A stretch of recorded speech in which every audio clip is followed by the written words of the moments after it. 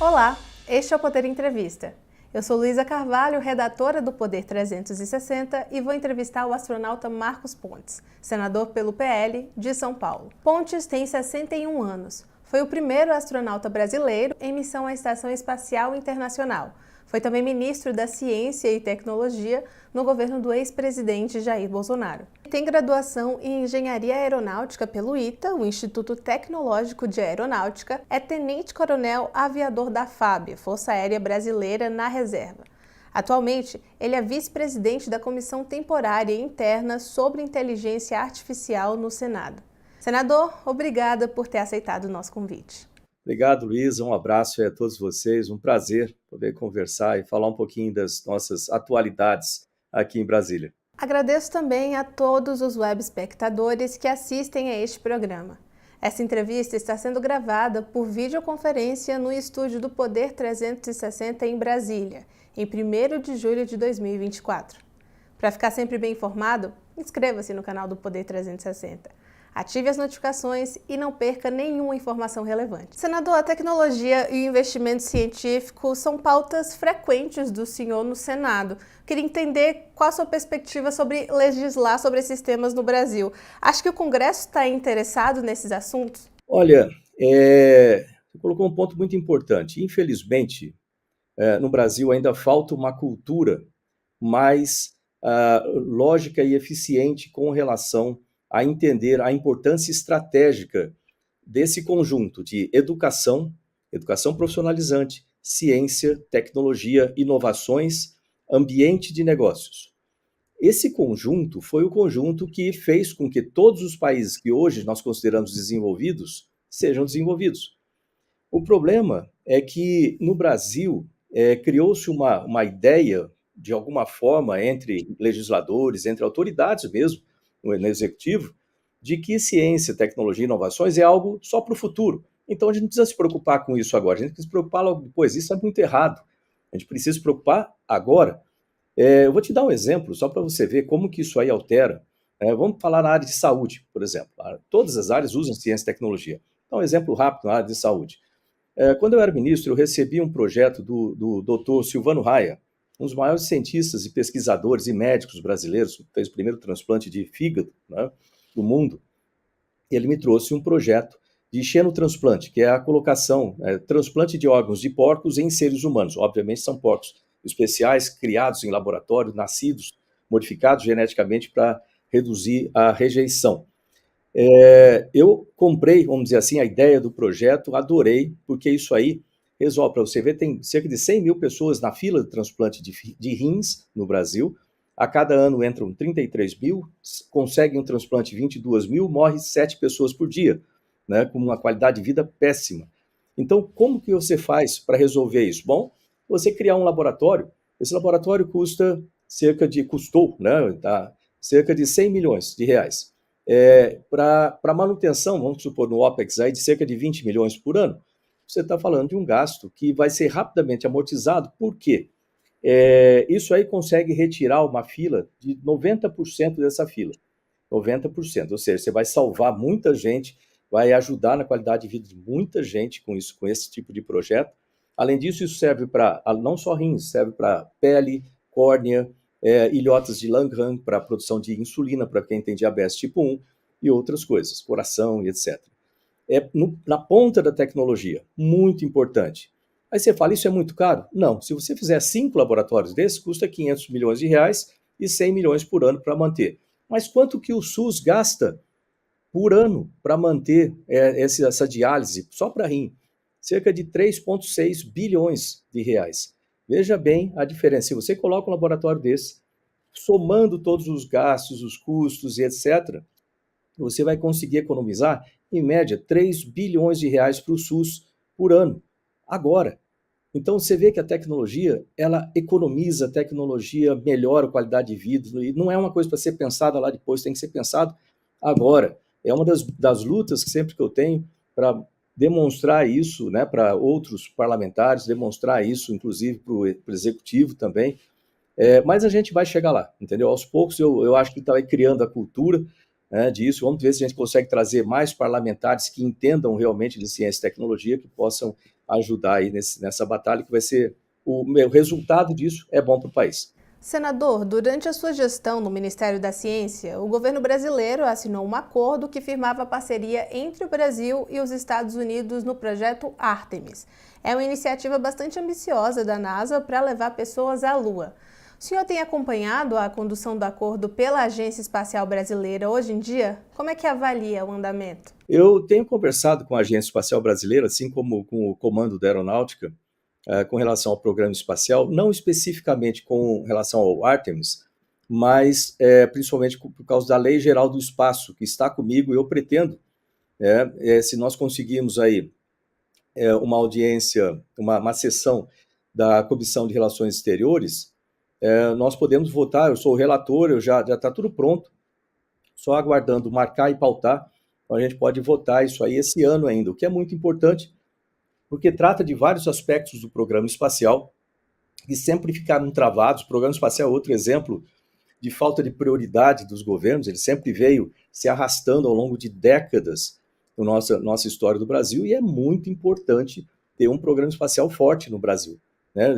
Sempre ter a utilização em agricultura, segurança, comunicações, tantas aplicações no espaço para gerar dinheiro para novas empresas, novos empregos no país.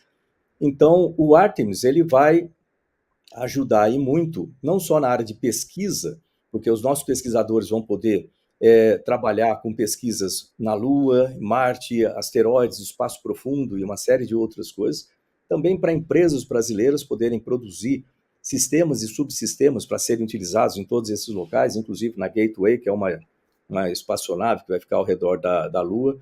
O ITA já tem trabalhado no desenvolvimento, né, onde eu estudei, Instituto Tecnológico de Aeronáutica, o desenvolvimento de um satélite para ficar em órbita da Lua.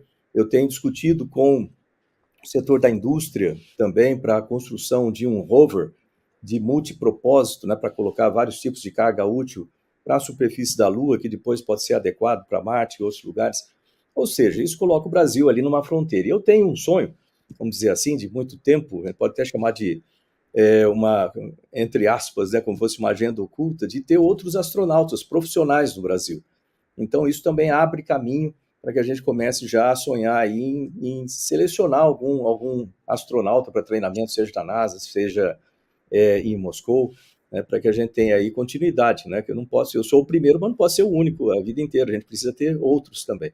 Considerando esse contexto que o senhor trouxe, assim, no setor espacial, o senhor acha que o Brasil está em que momento em termos de investimento e desenvolvimento de pesquisas e iniciativas?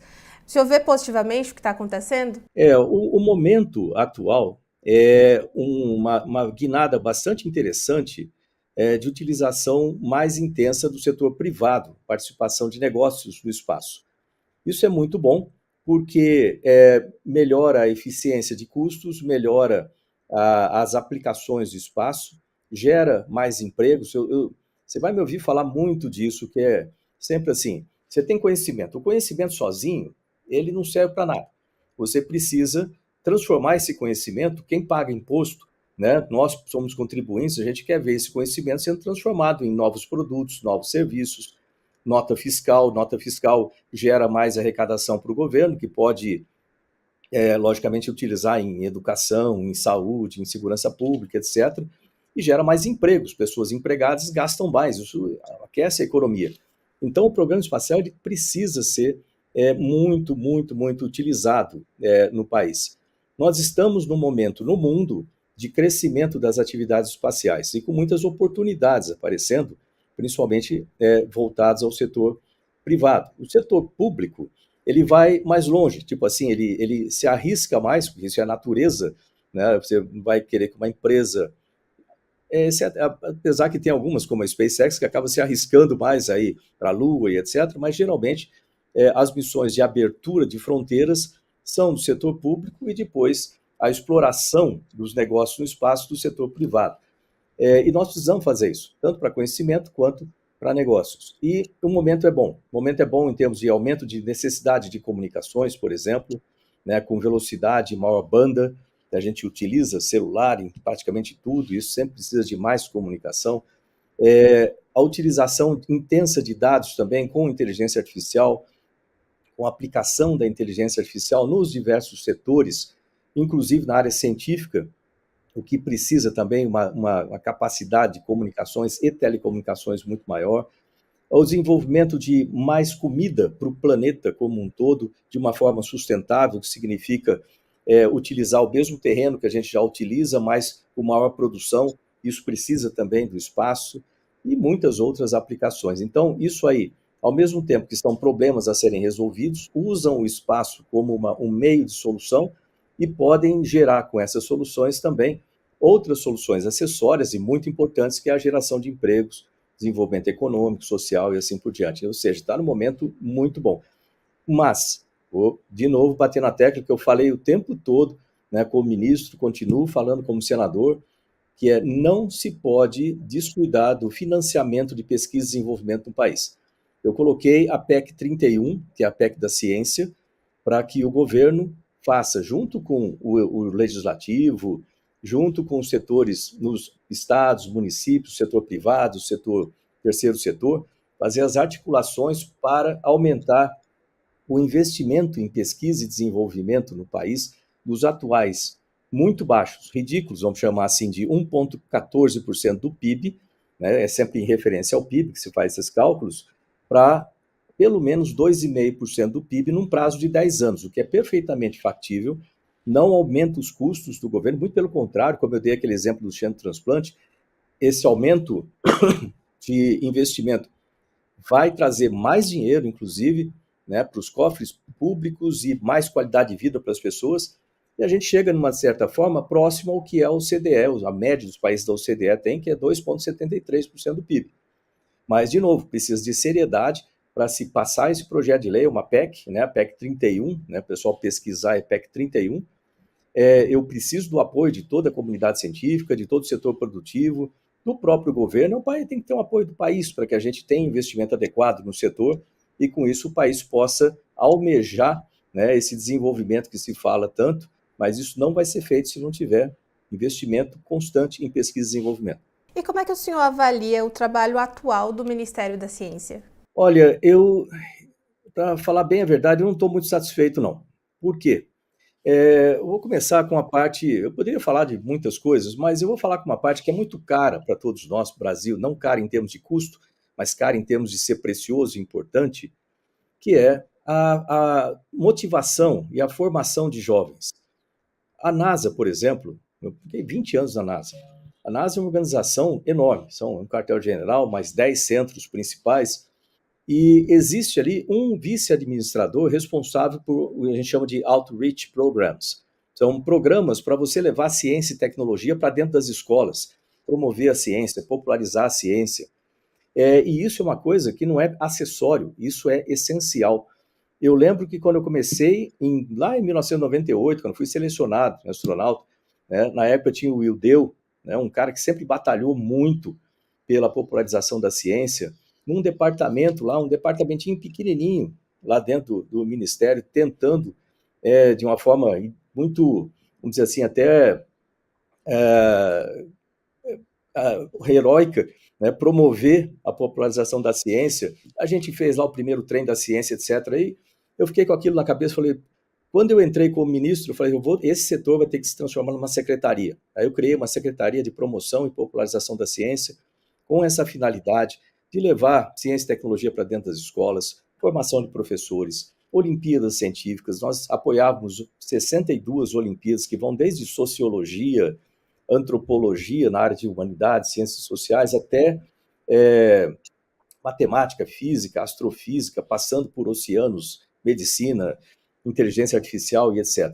Tudo isso aí traz motivação para esses jovens, você descobre talentos, e são esses jovens que vão equipar o nosso setor de ciência e tecnologia, vão ser pesquisadores, vão ser gestores de ciência. A gente não pode esquecer dos jovens, não pode esquecer desse tipo de coisa. De repente, que assim que mudou o governo, essa secretaria foi cortada, simplesmente voltou a ser nada dentro da agência, dentro do ministério. É só um exemplo de coisas que eu não fiquei nem um pouquinho satisfeito em ver acontecendo. É importante também que a utilização do Fundo Nacional de Desenvolvimento Científico e Tecnológico, o FNDCT, que nós lutamos tanto para liberar isso em 2021, né? Você deve ter visto muita briga minha ali, briga no bom sentido, né, com meu amigo Paulo Guedes, mas ele tinha cuidado da economia e eu cuidando ali do financiamento da ciência, então a gente discutiu muito, mas a gente conseguiu liberar com o apoio da sociedade civil, do Congresso, da comunidade científica, do setor produtivo, liberamos, aí são quase 10 bilhões de reais por ano a mais para que possa ser empregado dentro dos diversos setores de utilização de ciência e tecnologia, em projetos na agricultura, na segurança, na saúde e tantos outros projetos. Mas existe todo um critério para que isso seja feito, tem que se obedecer ali aos primeiros conselhos temáticos para se aprovar os projetos, depois, dentro do secretário executivo tem que aprovar a juridicidade, se o projeto está de acordo, para depois subir no Conselho Superior, presidido pelo ministro, né, com 17 membros titulares, mais 17 suplentes, para realmente destinar esses recursos, e é possível fazer isso de forma expedita, mas precisa se respeitar o processo como um todo, para se dar mais transparência e se dar, logicamente, a possibilidade democrática de participação dos diversos setores na distribuição desses recursos de forma eficiente e lógica. Eu não tenho visto isso acontecer, isso é muito preocupante, é importante que se tenha esse cuidado. Outra coisa é se colocar eixos, eixos estratégicos de desenvolvimento, por exemplo, materiais avançados, eixo de transformação digital, de biotecnologia, a conexão entre eles e dar sequência nos projetos. O que a gente não pode fazer é, a cada 4 anos, alterar tudo, entendeu? Tem que dar sequência nos projetos. Quando eu peguei do Kassab, conversei com ele, vi quais os projetos que ele tinha na cabeça, dei continuidade nos projetos dele, enquadrei em eixos, a gente organizou tudo. A questão ideológica de mudar de uma ideologia para outra não pode nunca ser superior à prioridade que nós temos que dar para o dinheiro público e a utilização eficiente desses recursos, tanto de dinheiro, energia, pessoal e assim por diante. Então, tem que se dar continuidade nos projetos. Como pensar assim, é um programa de Estado, não é um programa de governo. Quem está de serviço ali sentado na cadeira de ministro tem que dar prosseguimento nos projetos de forma que o Brasil tenha aí sucesso, como teve Coreia do Sul, por exemplo, como teve Israel e assim por diante. Países que usaram a ciência e tecnologia da maneira correta, com projetos de Estado, com visão de longo prazo, para se ter resultados. Senador, o senhor é um grande entusiasta do trabalho da SpaceX, né? Uma vez já declarou que seria interessante que o Brasil tivesse uma SpaceX brasileira, uma SpaceX nacional. Recentemente, o governo Lula, o presidente, fez algumas declarações não muito elogiosas ao Elon Musk, que está à frente da SpaceX, depois de Elon Musk ter publicado alguns tweets sobre Alexandre de Moraes. Como é que o senhor avalia esse episódio? Eu acho que o presidente Lula não tem condições de conhecimento para avaliar a importância da SpaceX, do trabalho que eles fazem. E o que eu tenho ouvido o presidente Lula falar muito é simplesmente crítica para um lado para o outro, mas eu não vejo, sinceramente e infelizmente, nenhuma declaração dele um pouco mais longa que ele possa trazer, por exemplo, um eixo estratégico. Sei lá, ele pode pegar e falar assim, olha, vou falar com vocês hoje aqui sobre hidrogênio verde ou hidrogênio de baixo carbono. Qual é o plano do Brasil para essa área? Bom, eu quero fazer, começando lá na formação, no desenvolvimento do agronegócio para esse setor, depois das tecnologias necessárias, desenvolvimento do ambiente de negócios, do ecossistema de produção, e a gente vai chegar em tal ponto. Ou seja, eu não estou vendo nenhum projeto ser apresentado, não estou vendo nenhuma proposta decente ser apresentada, simplesmente crítica, é por causa do Bolsonaro, é por causa do Elon Musk, é por causa de fulano e ciclano. Isso não leva o país a lugar nenhum. A gente precisa realmente de gestores que, primeiro, tenham competência técnica e de gestão para apontar para a direção correta, cumprir o programa, apresentar os resultados com transparência e largar a mão de ficar criticando outras pessoas como se isso fosse convencer alguém de que está sendo feito está certo. Então, eu não dou a menor valor a esse tipo de comentário. Senador, o senhor é um aliado do ex-presidente Jair Bolsonaro e tem sua imagem vinculada a ele, mas já deu algumas declarações opostas a falas de Bolsonaro em assuntos como mudanças climáticas e vacinação. O senhor considera que tem opiniões diferentes sobre esses assuntos? Sim, eu considero que eu seria completamente inútil para ele ou para o governo se eu não apresentasse, através do meu conhecimento, a informação necessária. Uma das piores coisas que você pode ter como gestor, eu falo isso, por exemplo, eu fui ministro ali de duas pastas importantes, Ciência, Tecnologia e Inovações, ministro de Comunicações, você precisa ter no seu grupo, né, de pessoas, secretários, por exemplo, você precisa ter as discussões, né, as pessoas precisam apresentar as coisas. Eu não conheço tudo, por exemplo, como é que eu vou saber de telecomunicações, todos os detalhes de telecomunicações? Eu tenho um especialista ali que entende mais do que eu de telecomunicações, um que entendia muito mais do que eu de radiodifusão e assim por diante. E se eles concordarem comigo com tudo, eles são inúteis para mim, porque aí eu não preciso de ninguém, eu posso sozinho fazer as coisas e tomar decisões certas ou erradas. Você precisa ter assessores, gestores junto contigo que entendam das áreas e falem para você o que é aquele setor, se está certo, se está errado, se concorda ou não concorda. Eu conheço o Bolsonaro, ele é amigo meu. Então, muito antes ou acima de ser ministro e presidente, é uma questão de amizade. Então, você imagina se você não ajudar o seu amigo trazendo a informação, mesmo que aquilo não seja, e muitas vezes não vai ser, aquilo que a pessoa quer ouvir, entendeu? Desculpa a palavra, mas de puxa-saco a gente está já cheio, não precisa, a gente precisa de gente que ajude a tomar a decisão correta.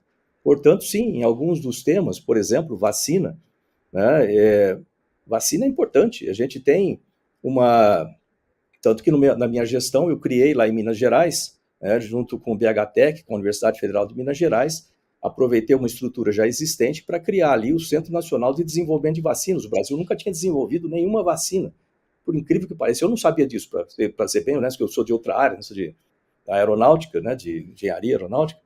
Então, quando os cientistas me falaram que o Brasil nunca tinha desenvolvido nenhuma vacina, eu fiquei surpreso. Falei, bom, o Brasil produz um monte. Eu falei, peraí, produz com a tecnologia de outros, mas não com a tecnologia nossa. A gente nunca desenvolveu nenhuma vacina. Então, mais de 200 anos atrasados. Eu falei, isso não é possível.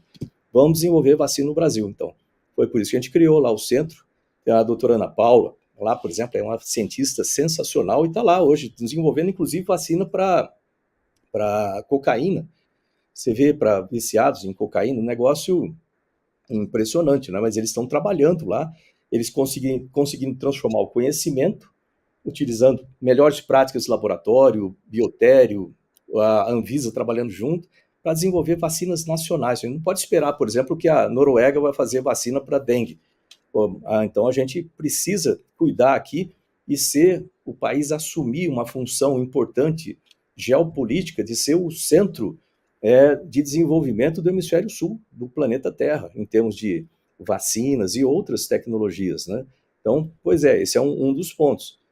Nós temos hoje muito desenvolvimento importante disso, graças ao esforço que nós fizemos no Ministério de Ciência e Tecnologia, colocando recursos, com dificuldade, mas conseguindo com a FNDCT e com a expedito, vamos dizer assim, com uma forma expedita lá pela FINEP também. Outro setor, né, quando se fala de mudança climática. Mudança climática, não importa se... Tem gente que fala, não, mudança climática vem de mudanças da Terra, ciclos naturais da Terra. Tem um grupo pequeno de cientistas que fala desse ponto. Um grupo maior, do que eu faço parte, que eu acredito que o ser humano tem influência, né? Ou pode ser uma mistura dos dois. O fato é que, independentemente dos fatores contribuintes, a gente tem a mudança climática acontecendo. Isso está mais do que evidente, né?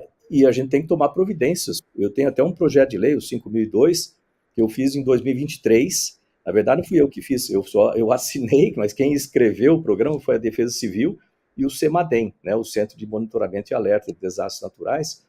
E é um programa muito importante de gerenciamento de riscos, que é diferente de prevenção. Prevenção é uma parte do gerenciamento de risco, né? Gerenciamento de risco é a maior prevenção, uma parte aqui.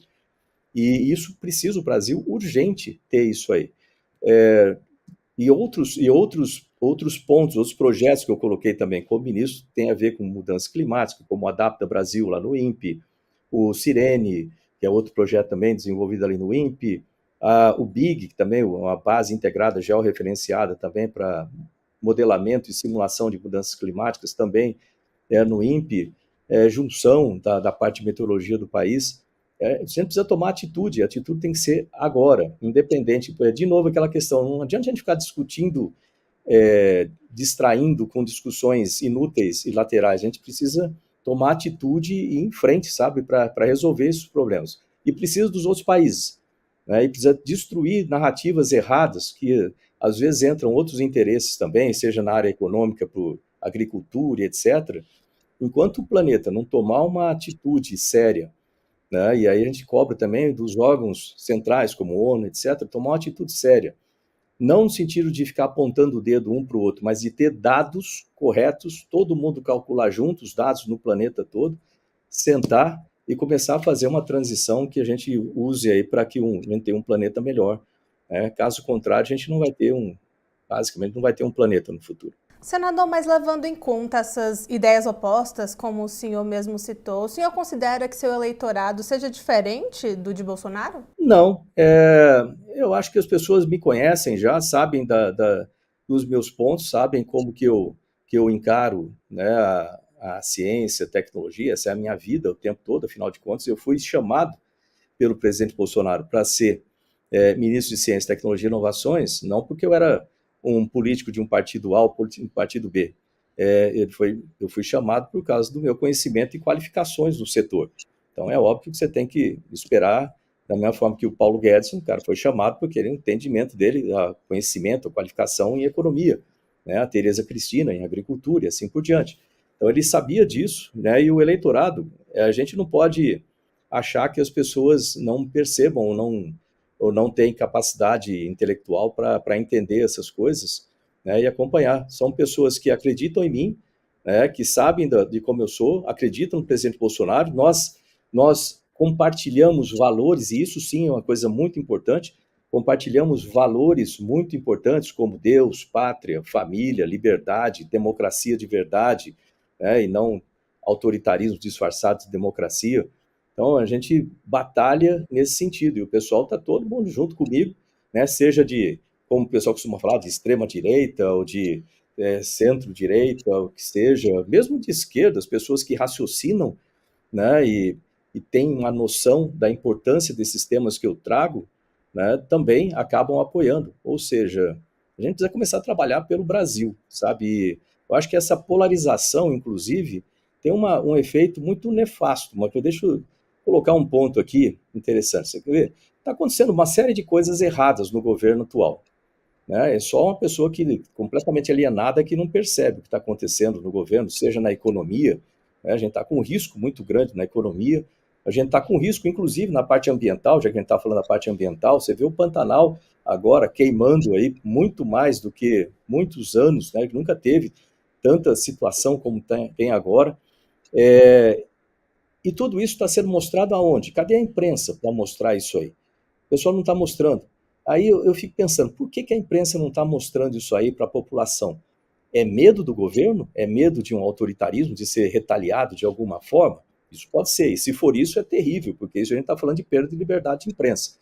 Mas também pode ser, e eu acredito que também seja um componente importante, a própria polarização, que fala assim, eu não, essa imprensa, o pessoal que era contra o Bolsonaro, de repente não quer falar contra o Lula porque vai dar a impressão que eles estão sendo a favor do Bolsonaro. Deu para entender o que eu estou falando? É algo assim inimaginável e é muito ruim para o país esse tipo de coisa. A imprensa tem que fazer o papel dela para criticar, seja criticar o Bolsonaro, seja criticar o Lula, seja criticar qualquer pessoa, o Alexandre Moraes, ou qualquer pessoa que esteja, né, como servidor do público.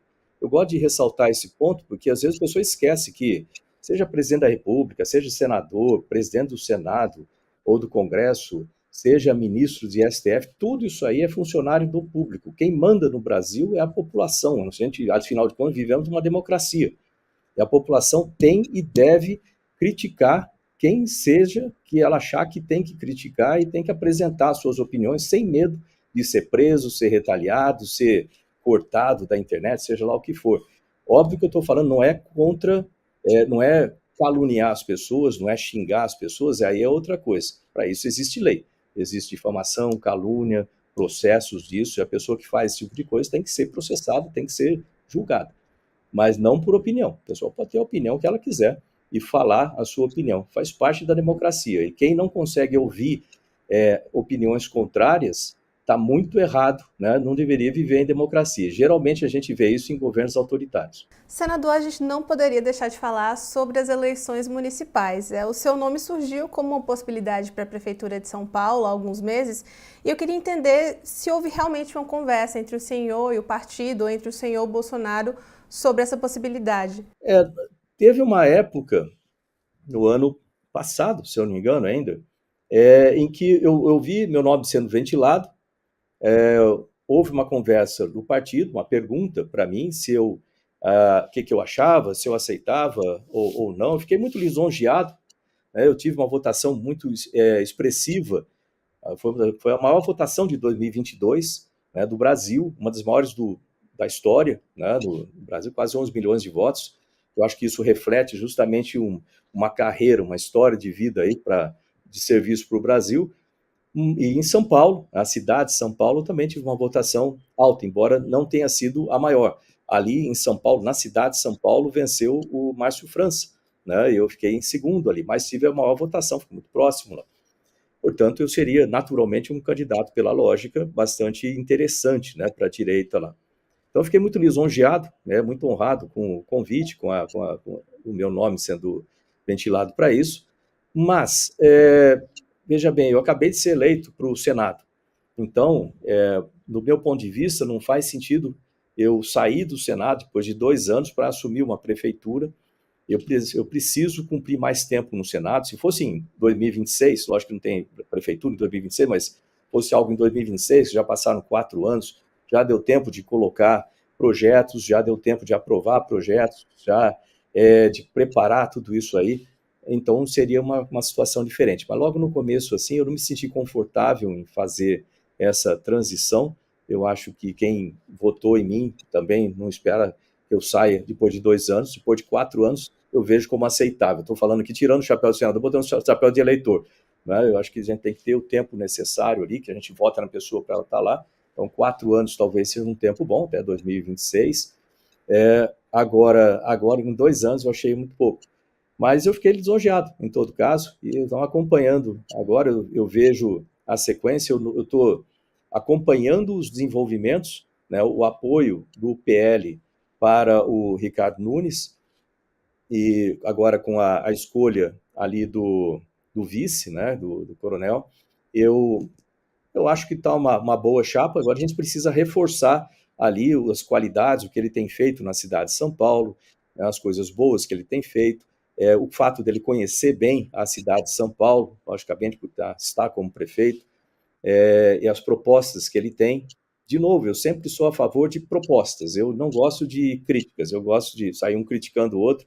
Eu acho isso perda de tempo, eu acho inutilidade, eu acho que tem que apresentar propostas. Ele tem propostas para apresentar, eu estou vendo lá, acompanhando, e na hora certa, né, de acordo com a orientação, de forma que a gente tenha uma participação mais eficiente, sinérgica com tudo isso, e alinhar a minha participação lá para poder ajudar na campanha também. Então a gente pode esperar uma candidatura do senhor no futuro para a prefeitura? Eu não sei, depende da hora lá, né? Vamos ver como é que as coisas evoluem, né?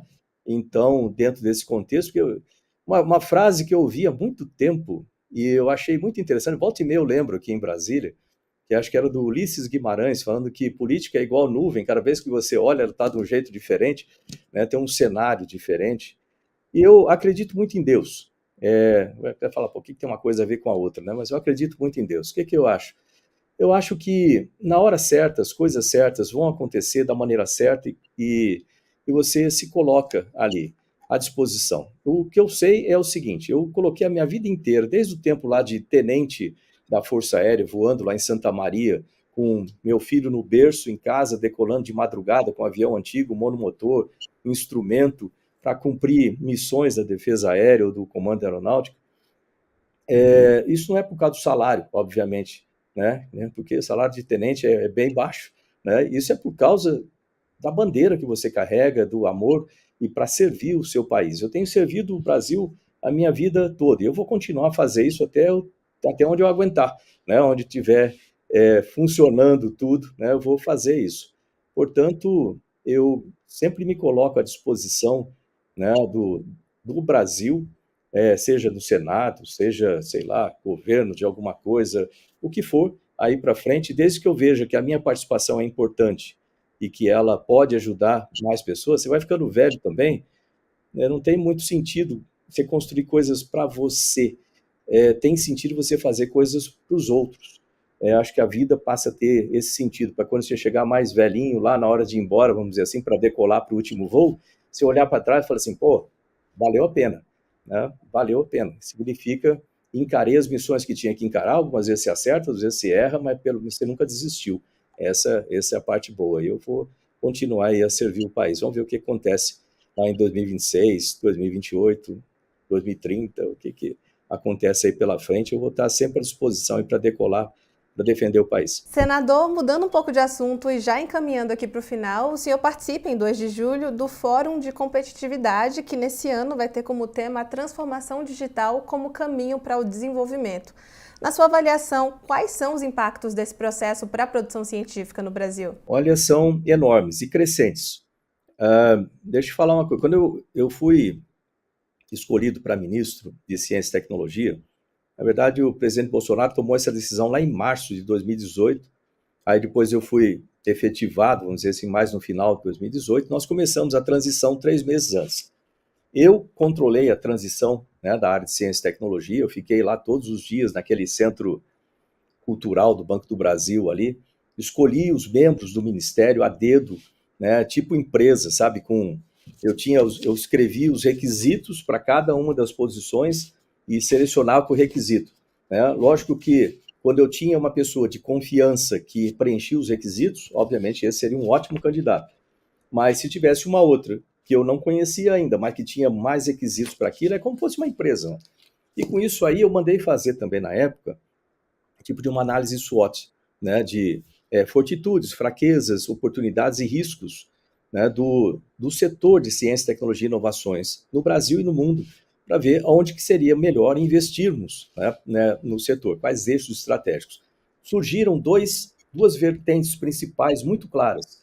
Uma de biotecnologia, que envolve aí desde bioinsumos para agricultura até vacinas e passando por remédios e muitas outras coisas, né, na área de biotecnologia, e outro na área de transformação digital, que inclui inteligência artificial, internet das coisas, computação quântica, muitos outros envolvimentos do setor, conectividade e tal. E você vê que isso se comprovou, né, e tem se comprovado cada vez mais.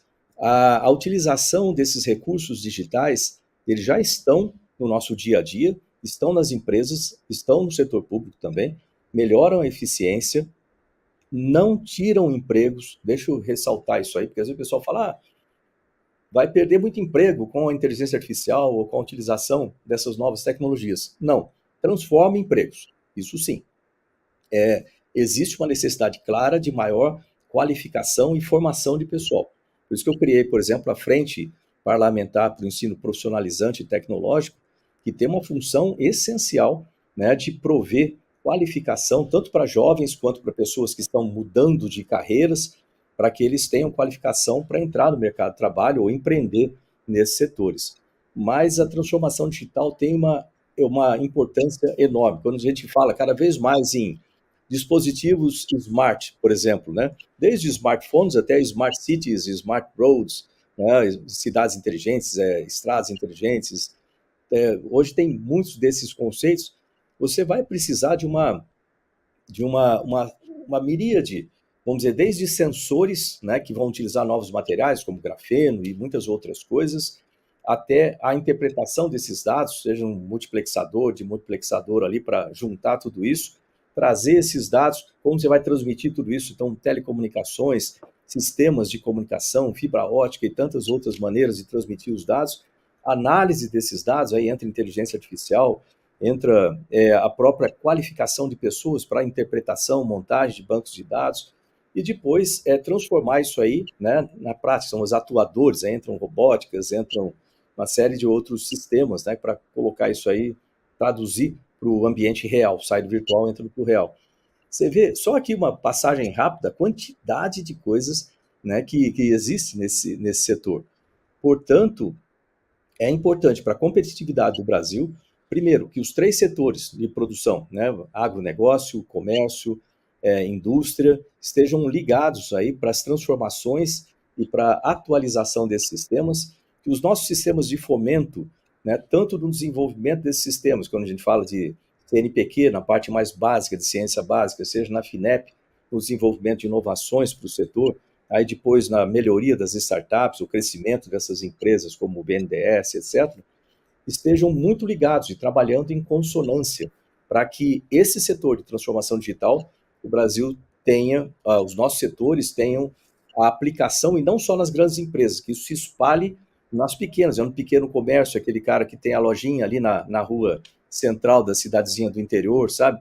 Tudo isso aí tem que chegar lá na base, e tem que chegar no dia a dia das pessoas, para aprenderem a usar e já raciocinar em ter os seus empregos, o seu empreendedorismo ligado com tecnologia. É um trabalho amplo, um trabalho que tem que ser feito em muitas e muitas e muitas mãos, instituições, mas é possível e necessário no país. Eu estou aqui no Senado justamente trabalhando para poder ajudar no que tange a parte de legislação, mas também empurrando projetos. Eu tive reuniões, por exemplo, semana passada, lá em São Paulo, com o secretário de Direito de Pessoas com Deficiência, com o secretário da Educação, com o secretário de Desenvolvimento Econômico do Estado, com diversos secretários, para justamente a gente coordenar, o secretário de Ciência e Tecnologia também, para coordenar tudo isso no Estado, esses projetos, de forma que a gente trabalhe junto, utilize a minha experiência aqui no Brasil como ministro de Ciência, Tecnologia e Inovações, agora as minhas possibilidades, perspectivas no Senado, mas também a experiência do exterior. Tem que lembrar que eu trabalhei 20 anos no exterior, com NASA, com ONU, etc. Tudo isso aí congrega e a gente tem que utilizar aqui no Brasil. E sempre em prol de utilização para que os... Eu sempre falo isso, o pessoal fala, pô, você fala, mas que os nossos jovens pensem em tecnologia, para que os nossos jovens invistam em tecnologia, invistam seu tempo, energia, para que eles ganhem dinheiro com tecnologia, desenvolvam seus negócios e ajudem a sociedade com seus talentos. Então, a transformação digital é essencial. O Brasil ganhou bastante. Você viu aí no ranking de transformação digital pelo Banco Mundial, o Brasil já chegou em segundo lugar, se eu não me engano. Quando eu comecei lá atrás, a gente estava, acho que não me engano, em sétimo ou bem mais para trás. Então, veio subindo. Mas não é bom ficar só alegrezinho, não, com essa coisa, chegamos lá em cima e agora vamos relaxar. Não é assim, não. A gente tem que trabalhar dia a dia para melhorar cada vez mais esses sistemas e, de novo, vou ressaltar de novo, não é ficar só no topo, ali no governo, são os serviços do governo e etc., são as grandes empresas, os grandes bancos, não, isso a gente tem que aprofundar na cadeia, chegar lá no dono de lojinha que está ali na coisa, o feirante que está lá, o empreendedor individual. A gente tem que levar a tecnologia para todo mundo. Por fim, eu queria só que o senhor me exemplificasse como a inteligência artificial ela pode ser incorporada no dia a dia da gestão pública. De diversas maneiras. Primeiro, vamos ver, às vezes existem certos mitos com relação à inteligência artificial, tanto as pessoas que acham que ela consegue fazer uma certa coisa e ela faz mais do que aquilo, ela tem capacidade de fazer mais do que aquilo, e outras que acham que ela faz muito e ela não é capaz de fazer aquilo. Principalmente os que têm mais medo da inteligência artificial. Eu fico pensando lá do Schwarzenegger, lá com o Exterminador do Futuro, e acho que vai sair uma inteligência artificial atirando em todo mundo. Isso não existe. Isso é filme, não é realidade. Por outro lado, tem muita coisa que a inteligência artificial pode fazer que a maior parte das pessoas ainda não sabe e não se deram conta que isso pode melhorar a sua eficiência no dia a dia. Isso é todo mundo em geral. Quando a gente fala especificamente nas atividades do serviço público, quando você diz no tratamento de banco de dados, por exemplo, você poder fazer cruzamento de bancos de dados. Imagina, por exemplo, todo o nosso Brasil conectado, interligado em banco de dados no setor de segurança pública, por exemplo, de forma que você possa fazer esse cruzamento, inclusive com dados bancários, com outros dados, sempre tendo em mente, logicamente, proteção de dados, que é importante, os direitos de privacidade e proteção de dados, mas o governo ele tem condição de fazer esse cruzamento todo, de forma que você possa, por exemplo, combater o crime organizado. Se você quer combater o crime organizado, vai lá combater o dinheiro do crime organizado, vai fazer o rastreamento de tudo isso, como é que entra esses recursos, para onde eles vão, quem está utilizando, E é possível fazer isso, ou seja, o setor de cruzamento de dados para inteligência é uma das coisas óbvias que a gente pode fazer diretamente com inteligência artificial, que pode ajudar e muito aí a reduzir a criminalidade e melhorar a segurança pública, né, para todos nós. Setor de saúde, né, o setor de saúde, todo o controle de filas, ajustar o que precisa ter, aonde e por quê. Né? Vamos dizer assim, eu preciso ter um hospital de alta complexidade aqui, vai cobrir essa região, e aqui eu vou precisar de hospitais de média complexidade, de baixo atendimento básico. Você consegue fazer um estudo, uma otimização de tudo isso aí, que vai economizar dinheiro e melhorar a eficiência do serviço de saúde, né, dentro de um estado, dentro de uma região, dentro do município, assim por diante. Então, tudo isso também é possível se fazer com otimização por inteligência artificial. A produção rápida de documentos, por exemplo, de vários outros tipos a gente falando de texto, vídeo, áudio, muita coisa dá para ser aperfeiçoada e melhorada. A educação, inclusive a formação de pessoal, né, para o setor público também, treinamento, né, do pessoal do setor público também, inclusive o treinamento para a utilização de inteligência artificial como se fosse um ciclo, né, também pode e precisa ser feito utilizando essas ferramentas. A divulgação, a comunicação, inclusive fala-se muito de fake news, essas coisas todas, é uma, vamos dizer assim, é uma idiotice muito grande você achar, desculpa usar a palavra assim, mas é você achar que um grupo de pessoas, que todos nós, sem exceção, todos nós temos biases, ou seja, temos crenças, temos ideologias, temos uma série de coisas na nossa cabeça que faz com que as nossas tomadas de decisão e mesmo a maneira como a gente enxerga a vida seja diferente da realidade. Ou seja, você pegar um grupo de pessoas e considerar as pessoas como se fosse o oráculo, pessoas que sabem de tudo e conseguem distinguir entre a verdade e a mentira, entre o bem e o mal, isso é completamente inaceitável e ilógico. Então, você pode utilizar inteligência artificial? Aí pode. Né? Você poderia utilizar, por exemplo, 3 inteligências artificiais, né, com bancos de dados diferentes, operando de forma independente para fazer análise de uma informação. Você coloca aquela informação ali, isso aqui é fake news, isso aqui é uma opinião, isso aqui é uma difamação, isso aqui é uma agressão, o que é isso aqui? Elas conseguem, com o treinamento adequado, e dá para treinar, elas não cansam, elas não têm emoção, elas não têm crenças, elas fazem o que está previsto fazer, né? E elas aprendem com isso aí. Se tiver conversando essas 3, e elas discutem e falam assim, olha, isso aqui é tal coisa. Eu acho isso, faz a votação entre elas, né?